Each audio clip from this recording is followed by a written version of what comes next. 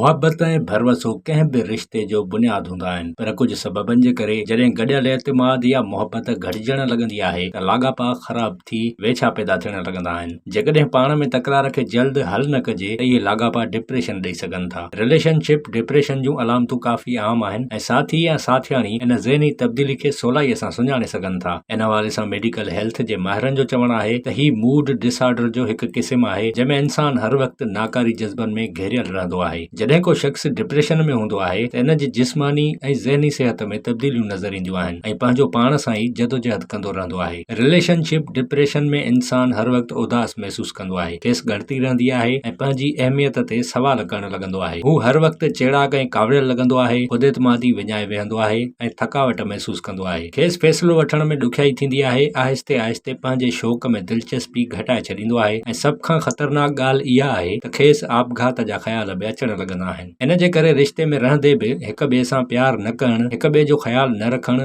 इज़त न करणु, जीवन साथी खां परे रहणु, हिक ॿिए ते एतमाद न करणु, अकेलो महसूस करणु, चेड़ाक थी पवण जहिड़ा अंसर जनम वठंदा आहिनि। इन जो मुख्य सबबु पाण में न ॻाल्हाइण या कम्युनिकेशन गैप थी सघे थो। जेकॾहिं अव्हां जे साथी में अहिड़ियूं अलामतूं नज़र अचनि थियूं त अव्हां लाइ ज़रूरी आहे त अव्हां कुझु ॻाल्हियुनि ते ध्यानु ॾियो। मिसाल तौरु पंहिंजे साथी जे वेझो रहण जी कोशिशि करियो। इन लाइ कुझु वक़्तु कढो ऐं वधीक उमेदूं करण खां सवाइ सुठो वक़्तु गुज़ारियो। इन सां घुमण फिरण लाइ मंसूबा ठाहियो या खेसि इहो अहसासु ॾियारियो त अव्हां हमेशह हुन लाइ मौजूदु आहियो। माण्हुनि खे इहा ग़लतफ़हमी आहे त डिप्रेशन में माण्हू रुॻो उदास रहंदा आहिनि या वरी रोईंदा रहंदा आहिनि, पर हक़ीक़त इहा आहे त हर वक़्तु कावड़ में रहण बि डिप्रेशन आहे। इन लाइ अव्हां खे पंहिंजे साथी जे अहिड़े रवैये खे संजीदगीअ सां वठणु घुरिजे ऐं इन खे इहो महसूस कराइण जी कोशिशि करणु घुरिजे त अव्हां संदसि ॻाल्हि खे ॿुधण ऐं सम्झणु चाहियो था। डिप्रेशन में इंसान पाण खे पंहिंजे अंदर ताईं रखंदो आहे ऐं इहे ॻाल्हियूं पंहिंजे साथी खे नाहे ॿुधाईंदो। खेसि ॾुखियाई बि थींदी आहे, पर तव्हां हमेशह आम्हूं साम्हूं वेही ॻाल्हाइण जी कोशिशि करियो। हिक ॿिए खे पैगाम मोकिलियो, पर जेकॾहिं अव्हां जो साथी का ॾुखी ॻाल्हि करे